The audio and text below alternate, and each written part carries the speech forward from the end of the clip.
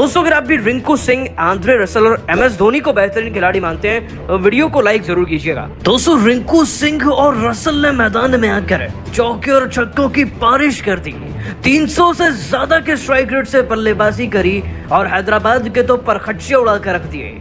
अपनी टीम के 6 विकेट गिरते हुए देखकर रसल और रिंकू सिंह ने कैसे आज मिलकर हैदराबाद को मसल कर रख दिया। इन दोनों की ताबड़तोड़ बैटिंग और रिकॉर्ड्स का भी वीडियो आपके सामने रखने जा रहे हैं, लेकिन उससे पहले आप सभी का क्या मानना है? रिंकू सिंह, आंद्रे रसल ज्यादा तूफानी इन दोनों में से कौन है आपकी नजर में? नीचे कमेंट जरूर कीजिएगा। दोस्तों अब लग रहा है कि IPL 2024 शुरू हो चुका है। अब तक तो हमने केवल 2 मैचेस में आराम से हो रही जीतों को देखा है। तूफानी बल्लेबाजी, जबरदस्त तूफानी शॉट्स किसे कहते हैं, ये तो आज ईडन गार्डन्स के मैदान में पता चला। कोलकाता की टीम अय्यर की कप्तानी में एक बार फिर से नजर आई और इस बार सामने थी हमें वर्ल्ड कप में हराने वाले की टीम, यानी कि पैट कमिंस की टीम, सनराइजर्स हैदराबाद की टीम। दोस्तों कैप्टन पैट कमिंस टॉस जीत गए और जीतकर ईडन गार्डन्स में उन्होंने पहले गेंदबाजी चुनी और बात में कोई शक नहीं कि उनका एग्जीक्यूशन वर्ल्ड क्लास है।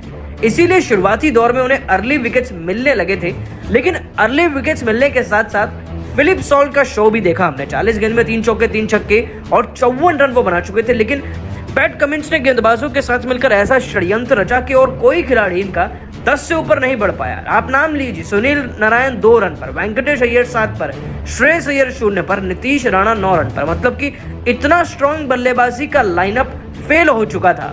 वो तो बीच में रमनदीप सिंह अगर 17 में 35 लगा गए, जिसके चलते ये टीम थोड़ा बहुत संभल पाई थी।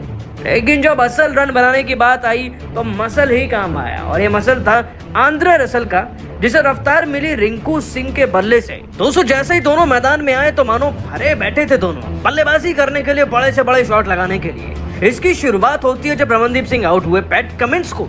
रिंकू सिंह ने दोस्तों पारी के 13वें ओवर में चौका चढ़ा और उसके बाद पीछे मुड़कर देखा ही नहीं। रसल भी अब मैदान में आ चुके थे फिलिप सॉल्ट के जाने के बाद और उन्होंने पकड़ा मार्कंडे को, और मार्कंडे का ओवर ऐसा था कि भाई अगले 10-12 सीजन तक वो ये ओवर नहीं भूलेंगे।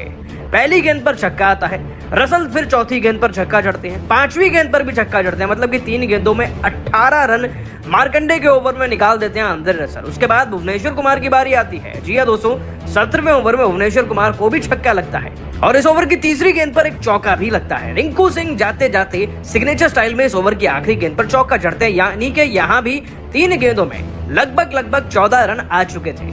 उसके बाद दोस्तों टी नटराजन आते हैं। मतलब कि कितने ही एक्सपेरिमेंट पैट कमिंस ने कर लिए, वर्ल्ड कप जीतने का भी अनुभव लगा दिया, फिर भी रसल को रोक नहीं पाए, क्योंकि दोस्तों रसल ने इस खिलाड़ी के ओवर की 3री गेंद पर भी छक्का जड़ दिया था और यकीन मानिए उनका स्ट्राइक रेट इतना ताबड़ हुआ कि इस सीजन में हाईएस्ट बन गया। 17 गेंदों में 5 छक्के, लगभग 300 का स्ट्राइक रेट, 1 चौका और 40 रन। इधर रिंकू सिंह भी उनके फुटप्रिंट्स फॉलो कर रहे थे। 13 गेंदों में 3 चौके और 22 रन। और दोस्तों जिस टीम का मिडिल ऑर्डर बुरी तरीके से डिस्ट्रॉय हो चुका था, जिसके 51 पर 4 विकेट थे, अब उसके 119 पर 6 विकेट भी हो चुके थे। अब वो टीम 174 पर पहुंच गई थी, वो भी पारी के 19वें ओवर तक, यानी कि 2 ओवर बचे थे और 200 तो स्कोरबोर्ड पर लगने ही थे। और रसल का 50 आ जाता तो भी कोई बड़ी बात नहीं थी, क्योंकि वो तो वैसे 39 पर पहुंच गए थे ना। दोस्तों रसल और रिंकू सिंह ने वाकई में IPL की अच्छे से शुरुआत करी है। इनकी ताबड़तोड़ बैटिंग और जबरदस्त सिक्सेस को आप 10 में से कितने नंबर देंगे नीचे कमेंट कीजिएगा और अभी सब्सक्राइब कीजिए हमारे YouTube चैनल को। धन्यवाद।